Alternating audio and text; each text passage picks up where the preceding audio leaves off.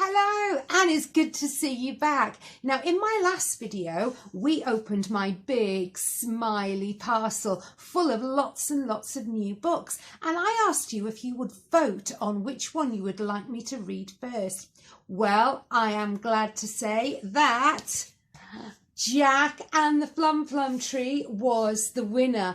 Thank you all so much for voting on there. It was lovely to see your comments. I will be reading the other stories over the course of the summer, so don't worry if this wasn't the one that you picked. I will get through them all. So each week throughout the summer, I will be reading 1 or 2 books for you. Okay, so shall we hear about Jack and the Flum Flum Tree? Now, this is written by my favourite author. Who is that? Julia Donaldson, and the illustrator this time is David Roberts. So we've got some different style of drawings this time round. Now let's have a look who this is about. So we've got Granny there. Now there's something wrong with her face. She's got purple spots on her face. And we've got the doctor and we've got Jack. So shall we get on with our story and see what it's about? Jack had a granny, and his granny had spots. Great big purple ones, lots. The doctor came and shook his head. "Your granny has the measles," the doctor said. "And the only cure in the world," said he, "is the fruit that grows on the Flum Flum tree, as the only place that the Flum Flum grows is the faraway isle of Blow Your Nose." Well, I've never heard of an isle called Blow Your Nose. Have you? So Jack built a boat and Jack found a crew. Red Cheek Rose and Stubble Cheek Stew. And he said to Stew and he said to Rose, "We're off to the isle of Blow Your Nose." Granny came down to the dock with Jack and she gave him a bulgy patchwork sack, and in that sack were a pair of wooden spoons, a porridge bowl, tent pegs and some red and blue balloons, Granny's old skipping rope, a pack of chewing gum, 3 spotty handkerchiefs and a tom-tom drum. And Jack said, "Granny, what's the use of those?" "Aha," said Granny as she tapped her nose. Let's have a look again what was in the giant patchwork sack. There's some balloons here, wooden spoons, some tent pegs, got some chewing gum, a tom-tom drum, some handkerchiefs and a porridge bowl. What strange things to take. Then off sailed Jack with Stew and Rose for the faraway isle of Blow Your Nose. "Sharks!" cried Rosie. "Lots!" said Stew. "There they all are. They'll gobble us up. They'll guzzle us. Whatever shall we do?" "Don't get your knickers in a twist," said Jack. "Let's have a look in the patchwork sack." Oh! Red balloons, blue balloons. They should do the trick. Puff 'em, blow 'em up and let them go quick. Then the sharks went nip and the sharks went nash, chasing those balloons with a bang, pop, splash. Can you blow up those balloons with me? Now let them go. Oh, fantastic. And the sharks will get those now. "Oh no! A leak!" cried Rose. "It's wet," said Stew. "The boat is full of water. Whatever shall we do?" "Don't get your knickers in a twist," said Jack. "Let's take a look in the patchwork sack." What are they going to find this time? They need something to plug up that hole, don't they? To stop the water from coming in. Granny's pack of chewing gum. That should do the trick. Chew it up, stretch it out and stick it in real quick. So they chewed it up. They stretched it out. And they plugged it in the hole. And they bailed out the water with Granny's porridge bowl.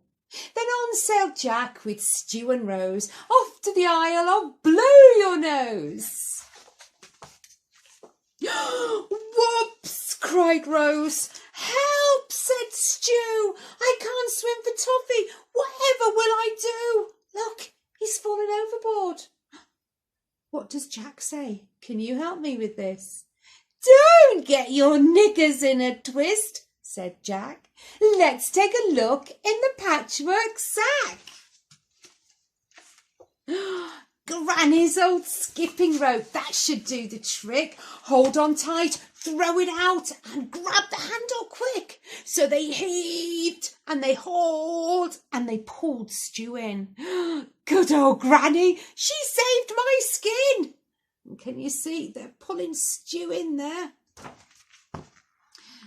Then on sailed Jack with Stew and Rose till they came to the Isle of Blow Your Nose.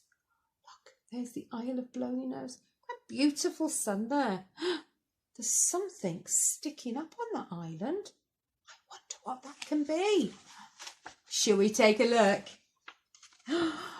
There on a hill for all to see stood the bright green feathery Flum Flum tree. Oh, it's tall, it's smooth, it's not got any branches. Whatever shall we do? Oh, you're going to help me with what Jack's going to say. Don't get your knickers in a twist, said Jack.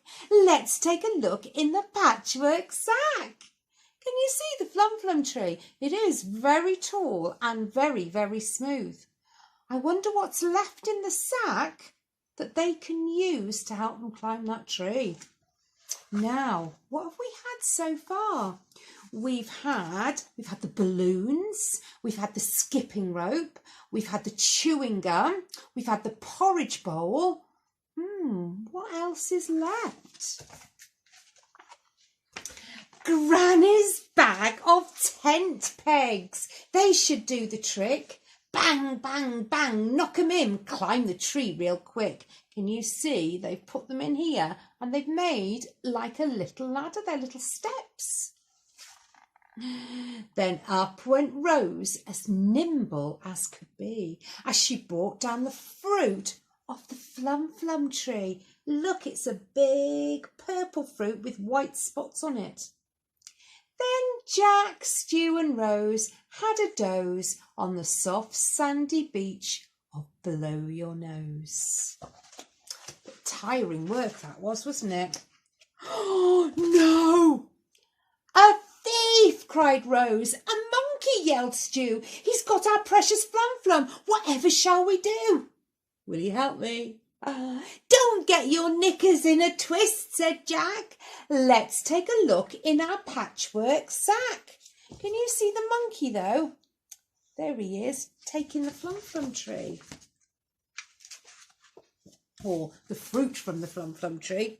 Granny's spoons and tom-toms, they should do the trick. Pick 'em up, thump, thump, thump. Sing a song real quick. Can you pretend to play some drums? Thump, thump, thump, thump, thump. The monkey crept closer. He listened to the tunes. He put down the Flum Flum and he grabbed the wooden spoons. Then back sailed Jack with Stew and Rose all the way home from Blow Your Nose. Granny ate the Flum Flum. The measles disappear. She's cured, said the doctor, and everyone cheered. Hooray!